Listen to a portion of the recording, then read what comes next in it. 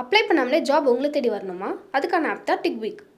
TickBig, a one go-to platform for all professionals, freelancers, students, brands and institutions.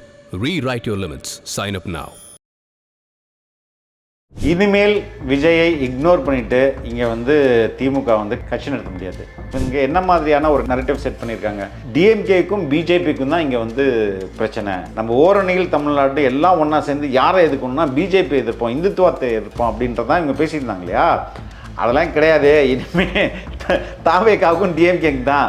நீங்கள் திமுகவுக்கு ஓட்டு போட்டிங்கன்னா அது பாஜகவுக்கு ஓட்டு போட்ட மாதிரி. இதுவரையும் டிஎம்கே என்ன சொல்லுச்சு? நீங்கள் டிஎம்கேக்கு ஓட்டு போடலைன்னா பாஜக உள்ள வந்துடும், பாஜக உள்ள வந்துடும் மிரட்டுச்சா? அந்த மிரட்டலை தூக்கி அவங்க மேலே போட்டு திணிச்சாச்சா? டிஎம்கேக்கு ஓட்டு போட்டால் பிஜேபிக்கு ஓட்டு போட்டதுக்கு சமம் அப்படின்னு சொல்லி விஜய் பதிவு பண்ணுறத டிஎம்கே எப்படி எடுப்பாங்க? ஏன்னா நம்மளுடைய அடிமடியிலே கை வச்சுட்டாங்க அப்படின்ற மாதிரி ஒரு பதற்றம் தான் வரும். ஏன்னா தமிழக மக்கள் எந்த அளவுக்கு ஒரு மாற்றத்திற்காக காத்திருக்கிறாங்க அப்படின்றத காட்டுது. விஜய் மேலே எவ்வளோ மக்கள் நம்பிக்கையும் அன்பும் வச்சுருக்காங்க அப்படின்றதையும் காட்டுது. அப்போ இந்த ஹாஸ்பிட்டலுக்கு, அந்த ஹாஸ்பிட்டலோட மேனேஜ்மெண்ட்டுக்கு, விச் மீன்ஸ் அந்த ஓனருக்கு நேரடியாக தொடர்பு இருக்குதா? அங்கே அந்த அறுவை சிகிச்சை பண்ண டாக்டர்களுக்கு தொடர்பு இருக்குமா? அந்த மேனேஜ்மெண்ட்டுக்கு தொடர்பு இருக்குமா? இவங்களெல்லாம் அரெஸ்ட் பண்ணி ஹாஸ்பிட்டலை சீல் வைக்கணுமா, வைக்கக்கூடாதா? நாளைக்கு இந்த ஃபேக்ட் செக் ஏதாவது எடுத்துட்டு வருவான். அங்கே ஒரு கால்நடை மருத்துவக் கல்லூரி இருக்குது. அந்த மருத்துவக் கல்லூரியில் குறிப்பாக கோழிகளுக்கு வரக்கூடிய வியாதிகளை மட்டும் ரிசர்ச் பண்ணுறதுக்கு ஒரு ஃபெசிலிட்டி இருக்குது. ஆனால் விஜய் கேட்டது ஓவர ஜென்ரல் வைராலஜி, அதுக்கான ரிசர்ச் இன்ஸ்டியூட் இல்லை. ஜென்ரல் ஓட்டர்ஸோட ஓட்டுக்கான ஸ்பேஸாக அவர் வராரு, அந்த ஸ்பேஸை கேரி பண்ணுறாரு. கண்டிப்பாக அங்கே போகிறவன் ஒரு பகுதி வீட்டில் உட்காந்து பார்க்குறோமா? சொல்லப்போனால் இன்னைக்கு நாமக்கல் ஸ்பீச்சுக்கு முன்னாடி வரைக்குமே ஏடிஎம்கேவோட கூட்டணிக்கான ஒரு விண்டோ, ஒரு சின்ன விண்டோவாவது அட்லீஸ்ட் விஜய் ஓப்பன் பண்ணி வச்சிருக்காருன்ற ஒரு டாக் தான் இருந்துச்சு. எப்பயோ முடிஞ்சிச்சு. எப்போ நான் விஜய் தான் முதல்வர் வேட்பாளர்னு தீர்மானம் நிறைவேற்றப்பட்டதோ அதை அப்பவே முடிச்சிட்டாங்களே. இல்லைன்னா அப்படி ஒரு தீர்மானத்தை அப்போ நிறைவேற்றிருக்க மாட்டாங்கல்ல. இவ்வளோ தூரம் கஷ்டப்பட்டு காலிலேருந்து வெயிலேருந்து தண்ணியிலேருந்து நம்ம தண்ணி குடிக்காமல் மயக்கத்துலேருந்து இவன் இவ்வளோ வந்தவன் ஓட்டு போட மாட்டான்றது எவ்வளோ முட்டாள்தனமான ஆர்குமெண்ட் அப்படின்றது இப்போ ஒட்டுமொத்த மீடியாவும் அதை புரிஞ்சுக்கிட்டு. இன்னும் சார் வணக்கம். சார் வணக்கம். விஜய் அவர்களுடைய மக்கள் சந்திப்புன்றது திருச்சியில் ஆரம்பித்து அரியலூர், நாகப்பட்டினம், திருவாரூர்னு இன்னைக்கு நாமக்கல் வந்திருக்காங்க. லைக் ஃபர்ஸ்ட் இன்டர்வியூவில் நீங்கள் சொன்ன மாதிரி அந்த க்ரௌடுன்றது அன்பெய்ட் க்ரௌடுன்றதுனால ரொம்ப அன்கண்ட்ரோலபிளாக இருக்குது. டில் டேட் வரைக்கும் எங்கேயுமே க்ரௌடு குறையும்னு எதிர்பார்த்தாங்க செகண்ட் சாட்டர்டே. பட் ஸ்டில் இன்னைக்கு ஒரு இடத்துலையுமே க்ரௌடு அதிகரிச்சுட்டே போயிட்டுருக்கு. ஸோ ஃபஸ்ட்டு நான் அதை பற்றி உங்ககிட்ட கேட்கணும்னு நினைக்கிறேன் சார். அதாவது கட்டுக்கடங்காத க்ரௌடு டே ஒன்லேருந்து இன்னைக்கு வரைக்குமே கட்டுக்கடங்காத கூட்டம் பயங்கரமாக இருக்குது. ஸோ இதை பற்றி உங்கள் ஒப்பீனியன் என்ன? இனிமேல் விஜயை இக்னோர் பண்ணிவிட்டு இங்கே திமுக கட்சி நடத்த முடியாது. இதை அட்ரஸ் பண்ணி தான், விஜயை அட்ரஸ் பண்ணிட்டு தான் அவங்க இப்போது 2026 இவங்க என்ன மாதிரியான ஒரு நரேட்டிவ் செட் பண்ணியிருக்காங்க? டிஎம்கேக்கும் பிஜேபிக்கும் தான் இங்கே பிரச்சனை. நம்ம ஓரணியில் தமிழ்நாடு எல்லாம் ஒன்றா சேர்ந்து யாரை எதிர்க்கணும்னா பிஜேபி எதிர்ப்போம், இந்துத்துவத்தை எதிர்ப்போம் அப்படின்றதான் இவங்க பேசியிருந்தாங்க இல்லையா? அதெல்லாம் கிடையாது. இனிமேல் தாவேக்காவுக்கும் டிஎம்கேக்கு தான் அப்படின்றத ஒவ்வொரு வாரமும் விஜய் ப்ரூவ் பண்ணுறாரு. ஆனால் அவங்க கண்ணை மூடிக்கிட்டே இருந்தாங்க. நாமக்கல் கண்ணை திறக்க வச்சிரும் அப்படின்றது தான் என்னுடைய கருத்தாக இருக்குது. You cannot ignore this. Sir இப்போது நம்ம திருச்சியில் நம்ம பார்த்தோம். லைக் கிட்டத்தட்ட திருச்சியில் 9 தொகுதி இருக்குது. ஒரு இடத்துல அவருடைய மக்கள் சந்திப்பை நடத்துகிறாரு. அதனால கூட்டம் அதிகமாகுது அப்படின்னு சொன்னாங்க. ஆனால் சைமல்டேனியஸாக அடுத்தடுத்து பார்த்தீங்கன்னா அரியலூர்லேயும் கட்டுக்கடங்காத கூட்டம், திருவாரூர் டிஎம்கேவோட ரொம்ப ஒரு முக்கியமான ஏரியா, அங்கேயுமே கட்டுக்கடங்காத கூட்டம், நாகப்பட்டினத்தில் கூட்டம், இப்போது டெல்டா முடிஞ்சு கொங்கு ரீஜனுக்கு வராங்க, இங்கேயுமே கட்டுக்கடங்காத கூட்டம் இருக்குல்ல. இந்த இடத்துல ஒரு விஷயம் என்ன சொல்ல வருதுன்னா, இதுக்கப்புறம் இதை பற்றி நம்ம யோசிக்கவே வேணாம், கூட்டம் எங்கே போனாலும் இனிமேல் விஜய் பின்னாடி இருக்க தான் போகுது அப்படின்றாங்கல்ல. அப்போ இது என்ன மாதிரியான ஒரு ரிசல்ட்டை விஜய்க்கு கொடுக்கும் கம்மிங் எலெக்ஷனில்? மிக பிரமாதமான மக்கள் திரட்சி தானே இது. இப்போ இதுவரையும் இவங்க ரசிகர் மனநிலைன்னு ஒரு உருட்டு விட்டுனாங்க. அதெல்லாம் போடா அப்படின்னு தூக்கி போட்டாங்க. அது கூட்டம் ஓட்டாக மாறாது அப்படின்னு சொன்னாங்க. அதெல்லாம் ஓட்டாக தான் மாறும் அப்படின்றது ப்ரூவ் ஆகுது. ஏன்னா இவ்வளோ தூரம் கஷ்டப்பட்டு காலிலேருந்து வெயிலேருந்து தண்ணியிலேருந்து நம்ம தண்ணி குடிக்காமல் மயக்கத்துலேருந்து இவன் இவ்வளோ வந்தவன் ஓட்டு போட மாட்டான்றது எவ்வளோ முட்டாள்தனமான ஆர்குமெண்ட் அப்படின்றது இப்போ ஒட்டுமொத்த மீடியாவும் அதை புரிஞ்சுக்கிட்டு இனிமேல் அதை பேச முடியாது. ஸோ இது தமிழக மக்கள் எந்த அளவுக்கு ஒரு மாற்றத்திற்காக காத்திருக்கிறாங்க அப்படின்றத காட்டுது. விஜய் மேலே எவ்வளோ மக்கள் நம்பிக்கையும் அன்பும் வச்சுருக்காங்க அப்படின்றதையும் காட்டுது. இப்போ ஒரு ஒரு பெரிய அரசியல் மாற்றத்துக்கு இது வந்து ஒரு அடையாளம் அப்படின்றதையும் இது காட்டுது. ஓகேங்க சார். சார் ப்ரீவியஸாக இருந்த ஸ்பீச்சோட இன்னைக்கு ஸ்பீச் வந்து நிறைய முக்கியமான விஷயங்களை ரொம்ப ஸ்பெசிஃபிக்காக பாயிண்ட் அவுட் பண்ணி சொல்லியிருக்கதா நான் பார்க்குறேன். குறிப்பாக பார்த்தீங்கன்னா வாக்குறுதிகள் ஒன்று வித் நம்பர் சொல்கிறாரு. 456வது வாக்குறுதியாக என்ன கொடுத்துருக்கீங்க, 50வது வாக்குறுதியாக என்ன கொடுத்துருக்கீங்க. குறிப்பாக அந்த பகுதியை குறிப்பாக 66வது வாக்குறுதியாக குப்புற தேங்காயை வந்து அரசே கொள்முதல் பண்ணி அதிலிருந்து தேங்காய் எண்ணெய் எடுத்து ரேஷன் கடையில் வந்து நாங்கள் விநியோகம் பண்ணுறதா சொல்லி வாக்குறுதி கொடுத்துருக்கீங்க. சேம் அதே மாதிரி நாட்டு சர்க்கரை வெல்லம் இந்த மாதிரி ரொம்ப ஸ்பெசிஃபிக்காக பாயிண்ட் அவுட் பண்ணி அந்த கேம்பெயினில் பதிவு பண்ணுறாருல, அதை எப்படி பார்க்குறீங்க? இல்லைங்க, அது ரொம்ப முக்கியம். அந்த பகுதிகளில் உள்ள பிரச்சனையாக அவர் பேசுகிறது இல்லை. தேங்காய் எண்ணெய் வந்து ரொம்ப முக்கியமானது. தேங்காய் எண்ணெயை பொறுத்தவரையும் நம்ம வந்து என்னடா எதுக்குடா தேங்காய் எண்ணெயெல்லாம் பேசிகிட்டு இருக்காருன்னு அப்படின்னு நினச்சா கூட, திமுக என்ன வாக்குறுதி கொடுத்தது? தேங்காய் எண்ணெய், கடலெண்ணெய், நல்லெண்ணெய் இதெல்லாம் வந்து விவசாயிகள்கிட்டேருந்து ப்ரொக்யூர் பண்ணி நம்ம ரேஷன் கடையில் விற்போம் அப்படின்றது. இதில் என்ன நடக்குது? நம்ம மக்களுக்கு நம்ம ஊர் எண்ணெய் போய் சேருது, நம்பர் 1. நம்பர் 2, விவசாயிகளுக்கும் அந்த பணம் போய் சேருது. இப்போது ஒரு ஃபார் எக்ஸாம்பிள் தேங்காய் எண்ணெய் வந்து நம்ம ஊரில் 120 ரூபா ஒரு கிலோ, ஒரு லிட்டர்னு வச்சுப்போமே. இப்போ ரேஷன் கடையில் 120 ரூபாய்க்கு நீங்கள் விற்க முடியாது. அங்கே வந்து 80 ரூபாய்க்கு விற்கலாம், 60 ரூபாய்க்கு விற்கலான்னு வைங்களேன்.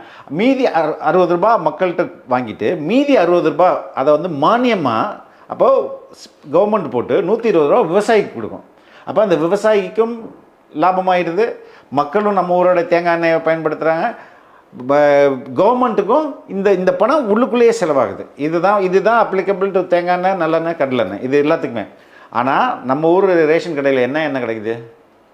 பாம் ஆயில் எங்கேருந்து வருது? மலேசியாவிலேருந்து வருது. மலேசியாவிலேருந்து நம்ம இம்போர்ட் பண்ணுறோம். இம்போர்ட் பண்ணி அப்போ இதே கான்செப்ட் வச்சுங்க. அங்கே வந்து 120 ரூபா ஒரு கிலோனா கவர்மெண்ட் எவ்வளோ கொடுக்குது? 60 ரூபா கொடுக்குது. நம்ம ரேஷன் கடையில் மக்கள் 60 ரூபா கொடுக்குறாங்க. இப்போ இந்த மக்கள் கொடுக்குற 60 ரூபா ப்ளஸ் கவர்மெண்ட்டோடைய 60 ரூபா 120 ரூபா யாருக்கு போகுது? இந்தோனேஷியன் கம்பெனிக்கு போகுது. அந்த இந்தோனேஷியன் கம்பெனின்றது இன்றைக்கி இந்தியாவில் அதிக அளவில் பாம் ஆயிலோடைய கொள்முதல் பண்ணி விற்கிற கம்பெனி யாருன்னா அதானி. இது அப்போ நேரடியாக அதானிக்கு போகுது. தமிழ்நாடுடைய மக்கள் காசு எதுக்கு அதானிக்கு போகணும்? தமிழக மக்களுக்கே போட்டுமே. அதனால் தேங்காய் எண்ணெயிலே இவ்வளோ பெரிய அரசியல் இருக்குது. அதை வந்து அவர் பேசுவது சரி, பேசிட்டாரு. அதை வந்து இனிமேல் தான் இதை பற்றி டிபேட்டாக உருவாகும். ஸோ எந்த அளவுக்கு ரொம்ப அந்த இவங்களுடைய ஃபேக் ப்ராமிஸை அவர் உடச்சி விடுறாரு அப்படின்றதும் நம்ம கவனிக்க வேண்டியதாக இருக்குது. ஓகே சார், இன்னொரு விஷயம், அதாவது காலையில் இந்த மக்கள் சந்திப்புக்கு முன்னாடியே பார்த்தீங்கன்னா பல நியூஸ் சேனலில் பேசின ஒரு முக்கியமான விஷயம் என்னென்னா, கிட்னி திருட்டால் பெரிய அளவுக்கு பாதிக்கப்படக்கூடிய மக்கள் வந்து அந்த நாமக்கல் பகுதியை சுற்றி தான் இருக்காங்க. குறிப்பாக ஏழை பெண்கள் பெரிய அளவுக்கு பாதிக்கப்பட்டிருக்காங்க. அதை பேசுவாரா அப்படின்னு சொல்லி எதிர்பார்த்தாங்க. ஆனால் அதை ரொம்ப ப்ரிசைஸாக கிளியராக சொல்லியிருக்காரு. ஒரு டிஎம்கே எம்எல்ஏக்கு சொந்தமான மருத்துவமனையில் தான் இது நடந்திருக்கு அப்படின்றத தெளிவாக பதிவு பண்ணியிருக்காரு. ஸோ இந்த மாதிரியான விஷயங்களை கையில் எடுக்கிறாருல்ல சார், இது வந்து எப்படி?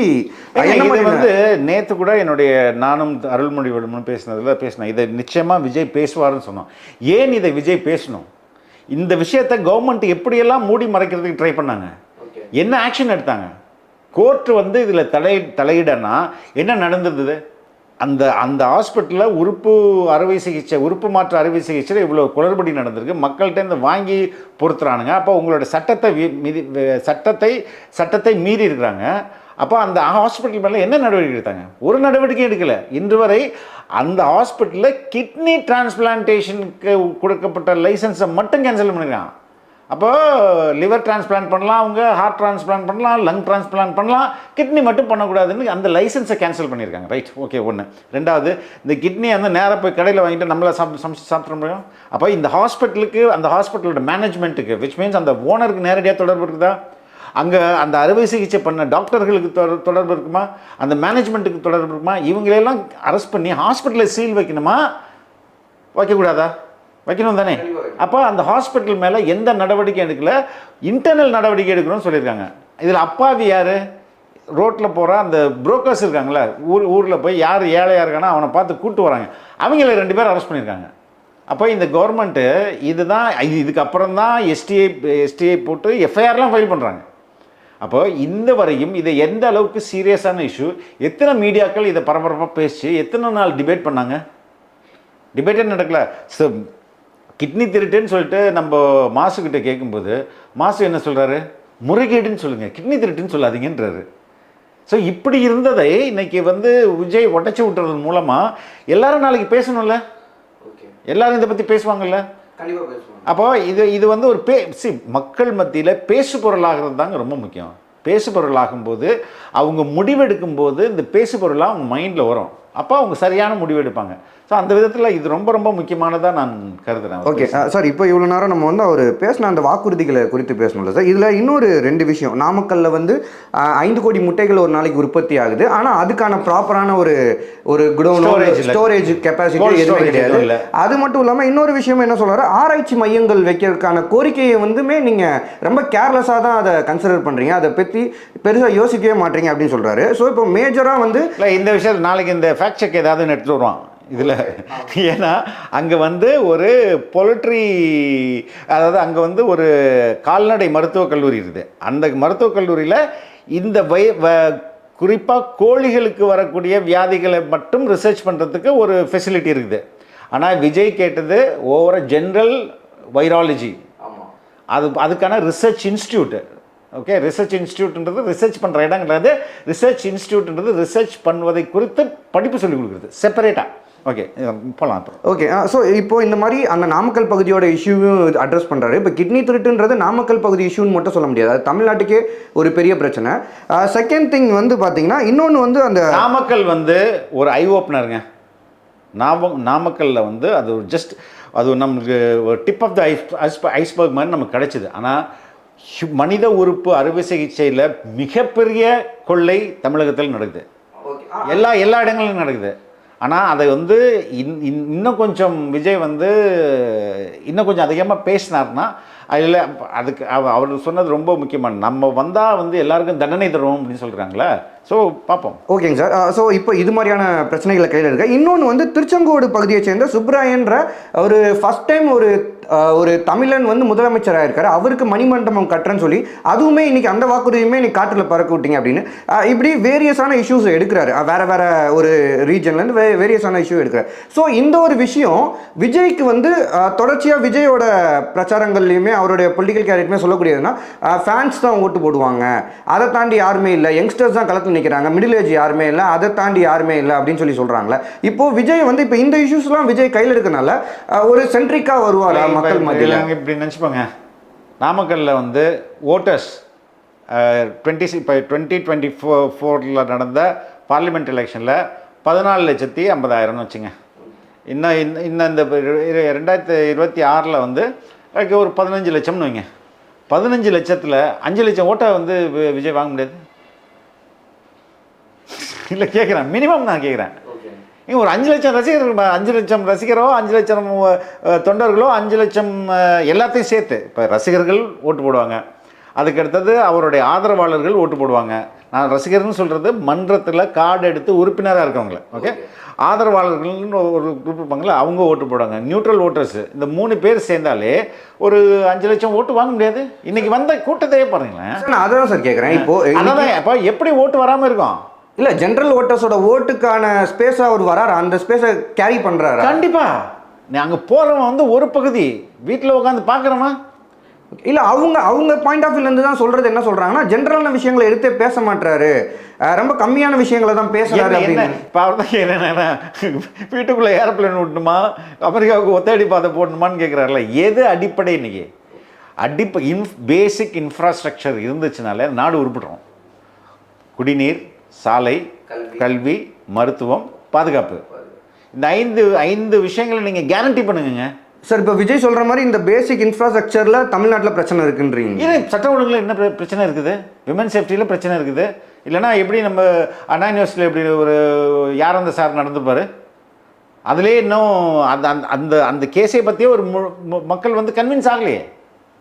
சாலைகள் நீங்கள் பாருங்கள், நகரத்துலேயும் சரி கிராமத்துலேயும் சரி எந்த அளவில் இருக்குது. மருத்துவம் எப்படி இருக்குது? எல்லாருக்கும் ஈக்குவலான மருத்துவம் கிடைக்குதா? எல்லாருக்கும் ஈக்குவலான கல்வி கிடைக்குதா? எல்லாருக்கும் ஈக்குவலான குடிநீர் கிடைக்குதா? நீங்கள் வந்து சென்னையில் தானே இருக்கீங்க, உங்கள் வீட்டில் மெட்ரோ வாட்டர் இருக்கா இல்லையா? அதை நீங்கள் குடிக்கிறீங்களா? கேன் தானே வாங்குகிறோம். ஏன்? சென்னை குடிநீர் வழங்கல் வாரியம்னு ஒரு பெரிய டிபார்ட்மெண்ட் இருக்குது, அதுக்கு ஆண்டுக்கு பல கோடி ரூபாய் பட்ஜெட் போடுறாங்க. நம்ம வாங்கி அதை கக்கோஸுக்கும் குளிக்கிறதுக்கும் பயன்படுத்துகிறோம். ஏன் குடிக்க மாட்டேங்கிறோம்? அது சேஃப் இல்லை. அப்போ நீங்கள் அதை தானங்க கேரண்டி பண்ணணும். ஸோ ரொம்ப இந்த அடிப்படை விஷயங்களை நீங்கள் ஏன் இந்த அடிப்படை விஷயத்தில் தான் பல்லாயிரம் கோடி ரூபாய் ஊழல் நடக்குது, இதில் தான் பயங்கர ஊழல் நடக்குது. அப்போ இதை ஊழல் பண்ணிவிட்டு இந்த அடிப்படை விஷயங்களை விட்டுறதுனால தான் இங்கே பிரச்சனை. அதை தான் அவர் அட்ரஸ் பண்ணுறாரு. இதை செய்தாலே போதுங்க. ஓகே சார், இன்னைக்கு வந்து ஓவராலாக இன்னைக்கு ஸ்பீச்சில் வந்து இது நம்ம லிஸ்ட்லேயே இல்லை அப்படின்ற மாதிரி விஜய் ஒரு விஷயத்தை குறிப்பிட்டாரு. அது என்னன்னு பார்த்தீங்கன்னா, மூச்சுக்கு 300 வாட்டி அம்மா அம்மான்னு சொல்லிட்டு அவங்க பேச்சை எதையுமே கேட்காம ஒரு பொருந்தா கூட்டணியை அமைச்சிருக்கீங்க, பிஜேபியோட போய் ஒரு பொருந்தா கூட்டணியை அமைச்சிருக்கீங்க அப்படின்னு சொல்லி பதிவு பண்ணியிருக்காரு. இது இவ்வளோ நாளாக வந்து பலருமே முன்வைத்த இது, ஏன் ஏடிஎம்கே பற்றி எதுவுமே பேச மாட்டான்ற கேள்வி. ஆனால் இன்னைக்கு ரொம்ப ஒரு ஸ்ட்ராங்காக ஒரு ஏடிஎம்கேக்கு எதிரான ஒரு விமர்சனத்தை பதிவு பண்ணியிருக்காரு. அதுவும் குறிப்பாக ஃபேசிஸ்ட் பிஜேபியோடு எந்த ஒட்டும் இல்லை உறைவும் இல்லை அப்படின்னு சொல்லி அழுத்தமாக பதிவு பண்ணிட்டு அடுத்து இந்த லைனை பதிவு பண்ணுறாரு. ரெண்டு காரணங்களுக்கு. ஒன்று, நான் மறுபடியும் பிஜேபி கூட்டணி ஏடிஎம்கே கூட்டணி போகிறதுக்கு வாய்ப்பே இல்லைன்றதை இன்சிஸ்ட் பண்ணிவிட்டு, இந்த பர்டிகுலர் அதாவது கொங்கு பெல்ட்டில் இதுவரை இப்போ கடந்த சட்டமன்ற தேர்தலில் கூட அந்த ஏரியாவில் 10 தொகுதியில் வந்து டிஎம்கே வந்து அவுட்டு. அப்போ வந்து ஏடிஎம்கே அங்கே ஸ்ட்ராங்கு. அப்போ இந்த ஏடிஎம்கே கேரக்டர்ஸை நீங்கள் அட்ரஸ் பண்ணுமா இல்லையா? அதுதான் அதுக்கு பின்னாடி உள்ள உள்ளர்த்தம். எதற்கு அங்கே வந்து ஏடிஎம்கே பற்றி பேசினாரு அப்படின்றத நான் புரிஞ்சுக்கிறேன். ஓகே, அதாவது இப்போ தெரிஞ்சுதான் கொங்கு பெல்ட்ன்றது ஏடிஎம்கே கோட்டன்றீங்களா, அதனால தான் நான் அதை பேசுகிறேன். அதான் பேசியிருப்பார், அதுதான் ரீசன். ஓகேங்க சார். சார் அப்புறம் இந்த கூட்டணி அதாவது நீட் ஒழிப்புக்கும் ஒப்புதல் கொடுக்கல, கல்வி நிதியம் முழுசாக வழங்கலை, தமிழ்நாட்டுக்கு தேவையான எதுவுமே செய்யலை. அப்படி இருக்கிறவனோட கூட்டணி வச்சிங்கன்னா அது சந்தர்ப்பவாத கூட்டணின்னு நான் கேட்கல. புரட்சித் தலைவர் எம்ஜிஆருடைய உண்மையான தொண்டர்கள் கேள்வி கேட்குறாங்க அப்படின்றாங்கல்ல. ஆல்ரெடி இப்போ வந்து ஏடிஎம்கேவோட நிலைமைன்றது கொஞ்சம் இதுவாக தான் இருக்குது, டவுனாக தான் இருக்குது. அப்படி இருக்கக்கூடிய சூழலில் விஜயுமே அடிக்கிறாருன்றது அது எப்படி? அந்த தொகுதிகளில் அவங்க ஸ்ட்ராங்கு, ஏடிஎம்கே ஸ்ட்ராங். அப்போ ஏடிஎம்கேயோட ஒரிஜினல் அந்த இந்த கூட்டணியை ஏற்றுக்கொள்ள முடியாத ஒரு மனநிலையில் ஒரு சில பேர் இருப்பாங்களே, அவர்களையும் தன் வயப்படுத்துறதுக்கு தான் அது. ஓகேங்க சார். சார் இப்போது இவ்வளோ நாளாக இப்போது சொல்லப்போனால் இன்றைக்கி நாமக்கல் ஸ்பீச்சுக்கு முன்னாடி வரைக்குமே ஏடிஎம்கேவோட கூட்டணிக்கான ஒரு சின்ன விண்டோவாவது அட்லீஸ்ட் விஜய் ஓப்பன் பண்ணி வச்சிருக்காருன்ற ஒரு டாக் தான் இருந்துச்சு. எப்பயோ முடிஞ்சிச்சு. எப்போ நான் வந்து விஜய் தான் முதல்வர் வேட்பாளர்னு தீர்மானம் நிறைவேற்றப்பட்டதோ அதை அப்போயே முடிச்சிட்டாங்களே. இல்லைன்னா அப்படி ஒரு தீர்மானத்தை அப்போ நிறைவேற்றிருக்க மாட்டாங்களே. இல்லை சார், அப்போ என்ன சொன்னாங்கன்னா மேபி இல்லை, இது எல்லாமே வதந்திகள். எப்போதுமே அவர் தெளிவாக டே 1லேருந்தே சொல்லிட்டு இருக்கிறாரு. ஆனால் இப்போ வந்து அப்பப்போ மீடியாக்கள் அவங்களுக்கு எது தேவையோ அது மாதிரி உருட்டிருந்தாங்க. அந்த உருட்டு அப்போயே முடிச்சாச்சு. இனிமேல் அந்த டோர் க்ளோஸ்டு. அன்லஸ் ஏடிஎம்கே வந்து விஜய் நீங்கள் முதல்வர் வேட்பாளராக இருங்க, இல்லைன்னா 2 பேர் ரொட்டேஷன் ஏதாவது ஒரு வந்தது. பட் அதுக்கான தேவை இப்போ அதுக்கான அப்படி அவசியமே இல்லாமல் போயிடுச்சுல இப்போ. ஆமாம் சார், இனிமேல் நம்ம நியூஸ் கூட போட முடியாது அந்த மாதிரி. ஏன்னா அவர் தெளிவாக சொல்லிட்டாரு. பட் ஆனால் அப்படி இருக்கும்போது ஒன்ஸ் அகெயின் அவர் வந்து இது வந்து டிஎம்கேக்கு அட்வான்டேஜாக மாறும்ல சார். இப்போ 4 கார்னர் ஃபைட்டுன்றப்போ ஒரு கூட்டணியும் போல நான் தனியாக தான் நிற்பேன் அப்படின்னா அது டிஎம்கேக்கு அட்வான்டேஜாக மாறும். டிஎம்கே பற்றி ரொம்ப சரியாக ஒரு விஷயம் நீங்கள் சொல்லியிருக்காரு. நீங்கள் திமுகவுக்கு ஓட்டு போட்டிங்கன்னா அது பாஜகவுக்கு ஓட்டு போட்ட மாதிரி. இதுவரையும் டிஎம்கே என்ன சொல்லுச்சு, நீங்கள் டிஎம்கேக்கு ஓட்டு போடலைன்னா பாஜக உள்ள வந்துடும் மிரட்டுச்சா? அந்த மிரட்டலை தூக்கி அவங்க மேலே போட்டு திணிச்சாச்சா? இப்போது இந்த தேர்தல் it is not ADMK, it is not BJP, it is DMK versus TVK. இதை நீங்கள் அக்செப்ட் பண்ணிக்கிறீங்களா? டிஎம்கே இவ்வளோ நாள் அக்செப்ட் பண்ணல, இனி அக்செப்ட் பண்ணியே ஆகணும். இல்லை, நீங்கள் எப்படி பார்க்குறீங்கன்னு கேட்குறேன் சார். DMK versus TVK. நான் வந்து Vijay will be a major player அப்படின்ற நம்புகிறேன் நான். ஓகே, இந்த தேர்தல் இந்த 2 பேருக்கான தேர்தலாக தான் அமையும்னு நான் நினைக்கிறேன். ஏடிஎம்கேயோடைய மைனாரிட்டி ஓட்ஸு சுத்தமாக அவங்களுக்கு போகாது. இவ்வளோ நாள் அந்த மைனாரிட்டி ஓட்டை டிஎம்கே அப்படியே அறுவடை பண்ணிச்சு. எதற்குமே என்ன சொல்கிறது, அதற்கான எந்த சலுகையும் செய்யாமல் பிஜேபியிலேருந்து கூட்டணி இல்லை அப்படின்ற ஒரே காரணத்தினால அவங்க மைனாரிட்டி ஓட்ஸை அறுவடை பண்ணியிருந்தாங்க. அந்த மைனாரிட்டி ஓட்ஸ் இன்றைக்கி பை டிஃபால்ட்டாக விஜய்க்கு போகணும், டிஎம்கேக்கு போகணும்னு அவசியமே இல்லை. அது விஜய்க்கும் மாறலாம், பெரிய அளவில் மாறலாம். அதே போல் திமுகவுக்கு அதிருப்தி மனநிலையில் இருக்காங்களா, அவங்கெல்லாம் வந்து ஏடிஎம்கேக்கு போயிருந்தாங்க, அப்புறம் வந்து பிஜேபியோடைய அன்னைக்கு போயிருந்தாங்க. அதெல்லாம் வந்து நேரடியாக தவேகாக்கு போகலாம். அதோட சைன் தாங்க இவ்வளோ மக்கள் திரள். அதனால் டெஃபினட்டாக ஹி ஹேஸ் எ ஹை ஏஜ்னு தான் நினைக்கிறேன். ஓகேங்க சார், லாஸ்ட்டாக வந்து இப்போது நாகப்பட்டினமில் அவர் மக்கள் சந்திப்பு நடத்தினால அந்த பகுதிக்கு போன ஒரு ரிப்போர்ட்டர்கிட்ட நான் பேசுகிறேன் சார். அவங்க என்ன சொன்னாங்கன்னா, களத்தில் வந்து நம்ம அதாவது யூகிக்கே முடியாத அளவுக்கு அப்படி ஒரு க்ரௌட் இருக்குது. குறிப்பாக வந்து யங்ஸ்டர்ஸ்லேருந்து பெண்கள், உமன்ஸ்லாம் வந்து நம்ம எக்ஸ்பெக்ட் பண்ணவே மாட்டோம். அவ்வளோ கூட்டம் வருது. காலேஜ் பசங்க இருக்காங்க, ஸ்கூல் பசங்க இருக்காங்க. இதில் என்ன ஒரு விஷயம்னா, அந்த காலேஜ் பசங்க, ஸ்கூல் பசங்க இது வரைக்கும் பாலிடிக்ஸ்னால் என்னன்னே தெரியாத பசங்களும் இப்போ பாலிடிக்ஸ் பேச ஆரம்பிச்சிட்டாங்க, டிஸ்கஸ் பண்ண ஆரம்பிச்சிட்டாங்க அப்படின்றாங்க. குறிப்பாக விஜய் வந்து ஒரு இடத்துல என்ன பேசுகிறாரோ அதை டிஸ்கஸ் பண்ணுறாங்க அப்படின்றாங்க. இன்னைக்கு விஜய் வந்து அதான் ரொம்ப ஸ்ட்ராங்காக என்னென்னா, நீங்கள் டிஎம்கேக்கு ஓட்டு போட்டால் அது பிஜேபிக்கு ஓட்டு போட்ட மாதிரி அப்படின்னு பதிவு பண்ணுறாரு. ஆல்ரெடி அவர் நாகப்பட்டினத்தில் அரசு மருத்துவமனை குறித்து பேசுனது இது எல்லாத்துக்குமே அதுக்கு முன்னாடியில் இருந்துமே டிஎம்கே பார்த்தீங்கன்னா விஜய்க்கு ரொம்ப ஒரு ஃபிட்டிங் ரிப்ளை கொடுத்துட்டே தான் வராங்க, எதிர்ப்பு தெரிவிச்சுட்டே வராங்க. ஆனால் இப்போ இன்னைக்கு வந்து நீங்கள் சொன்ன மாதிரி கம்ப்ளீட்டாக அந்த மைனாரிட்டி ஓட்ஸை வந்து டிஎம்கே எடுத்துக்கிறாங்க. அப்படி இருக்கும்போது டிஎம்கேக்கு ஓட்டு போட்டால் பிஜேபிக்கு ஓட்டு போட்டதுக்கு சமம் அப்படின்னு சொல்லி விஜய் பதிவு பண்ணுறத டிஎம்கே எப்படி எடுப்பாங்க? ஏன்னா நம்மளுடைய அடிமடியிலே கை வச்சுட்டாங்க அப்படின்ற மாதிரி ஒரு பதற்றம் தான் வரும். ஏன்னா இங்கே வந்து பாராளுமன்ற தேர்தலாக இருந்தாலும் நாடாளுமன்ற தேர்தல் இருந்தாலும் மோடி எதிர்ப்பு, பாஜக எதிர்ப்பு, இதுதான் திமுகவுக்கு இவ்வளவு நாள் வெற்றியை வழங்கிட்டு இருந்தது.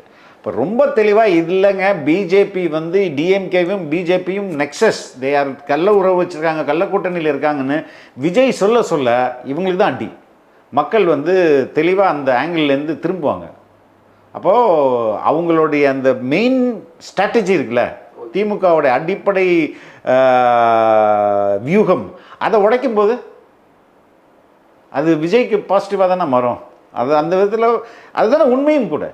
இப்போ நேற்று கூட சீமான் சொல்கிறாரு, ஏங்க இலகணேசன் இறந்து போயிட்டார், இலகணேசன் இறந்துட்டார் அப்படின்றபோது பிரதமரோட துக்க செய்தியை உங்கள்கிட்டேருந்து உங்கள் கவர்னர் மூலமாக அனுப்பலாம், அவர் தான் மத்திய அரசோட ரெப்ரசன்டேட்டிவ், அவர் மூலமாக அனுப்பலாம். இல்லைன்னா வந்து நயனார் நாகேந்திரன் கட்சியோடைய தலைவர், அவர் மூலமாக அனுப்பலாம். நிர்மலா சீதாராமன் மூலமாக அனுப்பலாம். இல்லைன்னா எல்முருகன் மூலமாக அனுப்பலாம். இதெல்லாம் விட்டுட்டு எதுக்குங்க முதல்வர் பிஜேபி ஆர்எஸ்எஸ் ஆள் செத்து போயிட்டாரு, பிரதமர் வந்து தன்னோட இரங்கல் கடிதத்தை முதல்வர் மூலமாக அனுப்புகிறாரு அப்படின்னு கேட்குறாரு இல்லையா? அப்போ ரெண்டு பேருக்கும் நல்ல உறவு இருக்கிறதுனால தானே இது நடக்குது. ஏங்க உங்கள் கவர்னர் எதுக்குங்க இருக்கிறாரு, அவர் மூலமாக அனுப்புங்கன்னு சொல்ல வேண்டியது தானேங்க. ஸோ இதெல்லாம் எக்ஸ்போஸ் ஆகுதுல்ல, அதை விஜய் போன்றவர்கள் எக்ஸ்போஸ் பண்ணும்போது இன்னும் ஹெவியாக உள்ளது. ஓகேங்க சார். சார் இன்னொரு விஷயம் என்னென்னா, இது வந்து பலருமே எதிர்கட்சிகள்னு இல்லை, மற்ற கட்சிகள்னு இல்லாமல் மக்களுமே இந்த குற்றச்சாட்டை விஜய் மீது பதிவு பண்ணுறாங்க. என்னென்னா, இப்போ இன்னைக்கு கூட அந்த ஸ்பீச் ஆரம்பிக்கும் போது ஒரு விஷயம் சொன்னார், லாரி மேனுஃபேக்சர் வேலைகள் நிறையா நாமக்கல்ல நடக்குது, எக்ஸிட்டின்னே சொல்லுவாங்க அப்படின்றாரு. இன்னமும் அந்த பகுதியில் விவசாயிகள் இருக்காங்க, விசைத்தறி தொழிலாளர்கள் இருக்காங்க. ஆனால் இந்த மாதிரி இப்போ விவசாய சங்கங்களையோ இல்லை இந்த மாதிரி மேனுஃபேக்சர் பண்ணக்கூடிய ஒரு சங்கங்களையோ கவுன்சிலையோ எதையுமே விஜய் மீட் பண்ண மாட்டாரு, டைரெக்டாக வராரு, பேசிட்டு போயிடுறாரு அப்படின்னு சொல்லி ஒரு குற்றச்சாட்டை பதிவு பண்ணுறாங்க. இல்லைங்க, அது வந்து மேபி அவர் வருவதற்கு முன்பு தொலைபேசியில் பேசலாம், இல்லைனா அந்த ஊரோட அவருடைய கட்சிக்காரர்களை விட்டு பேச சொல்லியிருக்கலாம். அது வந்து நம்ம நேரடியாக நம்மளுக்கு செய்தி வரல. ஆனால் அவர் பண்ணியிருந்திருப்பாருன்னு நான் நம்புகிறேன். பண்ணாட்டே அடுத்தடுத்த முறைகள் அப்படி பண்ணணும்னு நினைக்கிறேன். ஓகேங்க சார். சார் இன்னொன்றுமே வந்து இதனுடைய தொடர்ச்சியாகவே இன்னொன்று என்ன சொல்கிறாங்கன்னா, ஒரு பகுதியில் கூட அவருடைய மாவட்ட செயலாளர்களில் மேலே ஏற்ற மாட்டுறாரு. அட்லீஸ்ட் அவங்க இல்லை, இது வந்து எலெக்ஷன் கேம்பெயின். இந்த எலெக்ஷன் கேம்பெயினில் வந்து அங்கே அவருக்கு இருக்கிற டைமே வந்து அரை மணி நேரம் 1 மணி நேரம் தான். அதுக்குள்ளே மாவட்ட செயலாளர்கள்லாம் அமர்த்தி இவர் இன்னார் அப்படின்லாம் பண்ணணும்னு அவசியம் கிடையாது. அதற்கு அடுத்தடுத்த இப்போ ஒரு மாநாடு போடும்போது, அந்தந்த பகுதியில் மாநாடு போடும்போது, இல்லைனா உங்களுடைய கேண்டிடேட் அறிமுகப்படுத்தும் போது அப்போ தானே அது தேவைப்படுது. இப்போ அது தேவைப்படாதுல்ல. அதனால் இது டூ ஏர்லி. நிச்சயமாக அவர் வந்து எல்லா கேண்டிடேட்டும் ஒவ்வொரு தொகுதியிலையும் இன்ட்ரடியூஸ் பண்ணணும். அந்த கேண்டிடேட் தான் வந்து அடுத்தடுத்து வேலை பண்ணணும். ஸோ இது இந்த நேரத்தில் பண்ணணும்னு எந்த அரசியல் தலைவர்களும் இது மாதிரி பிரச்சார பயணம் மேற்கொள்ளும்போது, நான் சொல்கிறது கேண்டிடேட் போடுறதுக்கு முன்பு, இப்போ இபிஎஸ் போயிட்டு இருக்கிறாரு, இவர் தான் என் மாவட்ட செயலாளர்னு சொல்கிறாரா? இல்லை, சொல்கிறது இல்லை. அவர் பேசிட்டு போயிட்டு இருக்கிறாரு. அதே மாதிரி தான் இப்போ அது அவசியம் இல்லை. ஆனால் அவங்க நிற்க வைக்கிறாங்களா சார் கூட அந்த பகுதி பொறுப்பாளர்? அந்த பகுதியோட பொறுப்பாளர் நிற்கிறாரு. ஆனால் இங்கே இப்படி அது அவசியம் இல்லைன்ற நான். அது வந்து மேண்டேட்ரியா? இல்லை. நீங்கள் தொகுதியில் ஆள் போட்டு இவர் தான் கேண்டிடேட் போட்டிங்கன்னா அவரை கூட்டிகிட்டு இவர் தான் கேண்டிடேட்டை வாக்கு போலிங்கன்னு சொல்லணும் நீங்கள். அப்போ தான் இல்லை சார், இப்போ ஒரு குற்றச்சாட்டுக்குமே வந்து டிவிகே தரப்பில் ஒவ்வொரு நிகழ்வுலையும் பதிவு பண்ணுறாங்க, அதுக்கான ஆன்சர்ஸை கொடுக்குறாங்க. ஆனால் இதுவுமே பார்த்தீங்கன்னா டிவிகே தரப்பில் என்ன இருக்குன்னா, டிவிகே மீது வைக்கக்கூடிய ஒரு முக்கியமான குற்றச்சாட்டு என்னன்னா, இவங்ககிட்ட கட்டமைப்பு இருக்காது, உடனே சிஎம் ஆகணுன்றாங்க, திராவிட கட்சிகளுக்கு ஈடான ஃபர்ஸ்ட் கட்டமைப்பை உருவாக்கணும் அப்படின்னு. எப்படி இருக்காதுன்னு சொல்லி எதை வச்சு சொல்கிறீங்க? கட்டமைப்பு ஏன் இருக்காது? ஏன்னா புதுசாக வந்த கட்சி 2 வருஷம் தான் ஆகுது. அது நாகப்பட்டினத்தில் ரொம்ப தெளிவாக சொன்னார். கட்டமைப்புன்றது இவர்களுக்கு இப்போ ஐ திங்க் 10 லட்சமா நம்பர் எனக்கு சரியாக தெரியலங்க, ஒரு நேர்காணல் இருக்கு, நான் மறந்துட்டேன். அதாவது ரெஜிஸ்டர்டு மன்றங்களே வந்து 1 லட்சமா 10 லட்சமா இருக்குது. 10 லட்சம் இருக்குது சார். மக்கள் விஜய் மக்கள் இயக்கம்ன்றது பெரிய அளவுக்கு எல்லா இடத்துலையுமே. அப்போ ரெஜிஸ்டர்ட்னா என்ன? பதிவு செய்யப்படனா உங்களுக்கு ஒரு அட்ரஸ் வேணுமா இல்லையா? ஆமாம், ஒரு அட்ரஸ் இருக்கணும். அட்ரஸுக்கு அந்த இடம் இருக்கணும். அட்லீஸ்ட் 10 பேர் இல்லைன்னா 5 பேர் உட்கார்ற மாதிரி ஒரு ஒரு மியர் பிளேஸ் இருக்கணும்ல. அது மாதிரி 10 லட்சம் இருக்குன்னா அதுக்கு பேர் என்னது? அதான் உட்கட்டமைப்பு, அதான் இன்ஃப்ராஸ்ட்ரக்சர். இன்னைக்கு இருங்க இன்னைக்கு அந்த போர்டை தூக்கி மாறிட்டு வேற போர்டு வைக்க வேண்டியதுதானே? விஜய் மக்கள் மன்றத்தை போர்டை எடுத்துட்டு தமிழக வெற்றி கழகம்ன்ற போர்டை மாட்டுங்க, அவ்வளோதான், முடிஞ்சுது. அந்த இடத்துல செயல்படுங்க. அப்போ அந்த இன்ஃப்ராஸ்ட்ரக்சர்லாம் ஆல்ரெடி இருக்குது. அந்த ஸ்ட்ரக்சருக்கு நீங்கள் வந்து புது பேர் கொடுக்க போகிறீங்க, அவ்வளோதான். ஸோ அது வந்து இன்ஃப்ராஸ்ட்ரக்சர் இல்லாமலாங்க கிட்டத்தட்ட 100க்கும் மேற்பட்டோர் அங்கே வந்து உள்ளாட்சி மன்றத்தில் தேர்ச்சி பெற்றாங்க. விஜய் கொடியையும் பெயரையும் பயன்படுத்தி அவங்கவுங்க சுயேட்சையாக வின் பண்ணாங்கல்ல, 100க்கும் மேற்பட்டோர் வின் பண்ணாங்களே. அப்போ இதெல்லாம் வந்து மேபி லெஸர் அண்டர்ஸ்டாண்டிங் இல்லைன்னா அப்படி தான் நான் நினைக்கிறேன், சரியான புரிதல் இல்லைன்னு. ஓகேங்க சார். இன்னொரு விஷயம், தொடர்ச்சியாக விஜயோட ஒவ்வொரு ஸ்பீச்லேயும் ஒவ்வொரு தமிழக வெற்றி கழகத்தோட ஒவ்வொரு நிகழ்வுக்குமே வந்து ஆளுங்கட்சி தரப்புலையும் சரி எதிர்கட்சி தரப்புலையும் சரி அங்கே இருக்கக்கூடிய மினிஸ்டர்ஸ்கள் வந்து எதிரான விமர்சனங்களை பதிவு பண்ணாங்க. நேற்று உதயநிதி ஸ்டாலின் அவர்கள் ஒரு முக்கியமான ஒரு விமர்சனத்தை பதிவு பண்ணுறாரு. என்ன சொன்னார்னா, சனிக்கிழமை மட்டும் நான் மக்களை சந்திக்க மாட்டேன், என்ன கிழமைன்னே தெரியாது, ஏன்னா நான் ஒவ்வொரு நாளும் மக்களோட தான் இருக்கேன். அது வீக் டேஸாக இருக்கட்டும், ஏன் ஞாயிற்றுக்கிழமைனா கூட எனக்கு தெரியாது, அன்றைக்குமே நான் போய் மக்களை தான் சந்திப்பேன். வெறும் சனிக்கிழமை நான் வந்து மக்களை சந்திக்கிற அரசியல்வாதி நான் கிடையாது அப்படின்றாரு. ரைட்டு. சினிமா செய்திகளை நான் பார்ப்பதில்லைன்னு சொன்னார். சொன்னாரா இல்லையா? அதுக்கப்புறம் அப்படிலாம் அதை இக்னோர் பண்ணிட்டு இருந்தாங்க. இன்றைக்கி வந்து நேரடியாக நீங்கள் ரியாக்ட் பண்ண வேண்டியதாகிடுச்சுல. 3 வாரம் தானே எடுத்தது விஜய்க்கு. 21 நாட்கள் தானே எடுத்தது. எல்லாரும் இப்போ கதற ஆரம்பிச்சிடறாங்கல்ல, இன்னும் கதறர்கள் அதிகமாகும். ஓகே சார், இன்றைக்கி உதயநிதி ஸ்டாலின் அவர்கள் டைரெக்டாக வந்து அவரோட விமர்சனத்தை பதிவு பண்ணுறாருன்னா, லைக் ஸ்டாலின் விசஸ் விஜய் அப்படின்றது தான் களமாக இருந்தது. ஆனால் இப்போ உதயநிதியை உடனே இறக்குறாங்களா? அது இல்லாமலாம் ஒரு சில செய்திகளை படிக்க முடிஞ்சது, விஜயோட மக்கள் சந்திப்பு பெரிய அளவுக்கு வரவேற்பு பெறுறதுனால ஸோ அதே மாதிரி நம்மளும் ஒரு இம்பாக்டை கிரியேட் பண்ணுன்றதுக்காக உதயநிதி ஸ்டாலினை வந்து உடனே இறக்கலாம் பிரச்சாரத்தை. மண்டல மாநாடுகள் நடக்கிறாங்க. கோயம்புத்தூர்லேருந்து ஆரம்பிக்கிறாங்க. கோயம்புத்தூரில் ஒரு மாநாடு, சென்னையில் ஒரு மாநாடு, மதுரையில் ஒரு மாநாடு, திருச்சியில் ஒரு மாநாடு, மண்டல மாநாடுகள் அவங்க அக்டோபர் 21 தொடங்குறாங்கன்னு நினைக்கிறேன். ஆமாம், இளைஞர் அணி சார்பாக 5 லட்சம் பேர் புதிய உறுப்பினர்கள்லாம் போட்டிருக்காங்க, சந்திப்பாங்க. அவங்க கண்டிப்பாக பண்ணி தானாங்க ஆகணும். இன்னைக்கு விஜயை வந்து பல்வேறு காரணங்களால் முதல்வரால் இது மாதிரியான பிரச்சார பயணங்கள் போக முடியாது இல்லையா? மக்கள் சந்திப்புன்ற இது மாதிரி கேம்பெயின் போக முடியாது. அவர் மாநாடுகளில் பேசலாமா ஒழிஞ்சு கேம்பெயின் வந்து யார் பண்ணி ஆகணும்? இன்றைக்கி உதயநிதி மட்டும்தான் பண்ணி ஆகணும். இப்போ உதயநிதி இப்போ திமுகவிற்கும் தாவேக்காவிற்கும் போட்டின்னும் போது அது ஸ்டாலினாக இருந்தானே உதயநிதியாக இருந்தானே, எல்லாம் ஒன்று தானே. ஓகே சார், முதல்ல வந்து இனிஷியலாக வந்து இந்த மக்கள் சந்திப்பு ஆரம்பிக்கிறதுக்கு முன்னாடி அவங்க தமிழக வெற்றி கழகத்தோட பிளான் வந்து டிசம்பர் 20 வரைக்கும் அவங்களோட ஷெட்யூலில் இருந்தது. இப்போது பிப்ரவரி வரைக்கும் எக்ஸ்டெண்ட் பண்ணியிருக்காங்களா? என்ன காரணம் சார்? 2 டிஸ்ட்ரிக்ட் 3 டிஸ்ட்ரிக்ட் பிளான் பண்ணாங்க. இப்போ 2 டிஸ்ட்ரிக்ட் மாற்றும் போது அந்த டைம் எக்ஸ்டெண்ட் ஆக தானே செய்யும். அதுக்கு வேற என்ன ரீசன் சார்? அது நியர்லி எலெக்ஷனுக்கு ரொம்ப கிட்ட போயிடுது. அப்போ அவ்வளோதான், இதுக்கப்புறம் எதுவும் அதுக்கப்புறம் தான் இன்டென்சிஃபை ஆகும். ஓகே சரி, நம்ம ஊரில் மார்ச் ஏப்ரல் மேல வந்து வருங்க. இப்போ ஏப்ரல் மேல வரும்போதுனா ஃபெப்ரவரியிலேருந்து உங்களுக்கு ஃபெப்ரவரி மார்ச்சில் நோட்டிஃபிகேஷன் வந்துடும். நோட்டிஃபிகேஷன் வந்ததுலேருந்து ஃபுல் ஸ்விங்கில் எலெக்ஷன் கேம்பெயின் எல்லாருமே ஆரம்பிச்சிடுவாங்க. அப்போ அது கரெக்டாக அந்த கண்டினியூட்டி எலெக்ஷன் வரையும் விஜய் வந்து தொடர்ச்சியாக கேம்பெயின் பண்ண மாதிரி ஒரு என்ன சொல்கிறது, ஒரு நேர்கோட்டில் இருக்கும் அது. அதனால் இது கரெக்டான மூவ். சாட்டர்டே எடுத்ததும் பியூட்டிஃபுல் மூவ். ஓகேங்க சார், நிறையா முக்கியமான விஷயங்களோட ஷேர் பண்ணிங்க சார். நேரம் ஒதுக்குனதுக்கு நன்றி. ரொம்ப நன்றி, தேங்க்யூ. அப்ளை பண்ணாமலே ஜாப் உங்களை தேடி வரணுமா? அதுக்கான ஆப் தான் டிக்பிக். TickBig, a one go-to platform for all professionals, freelancers, students, brands and institutions. Rewrite your limits. Sign up now.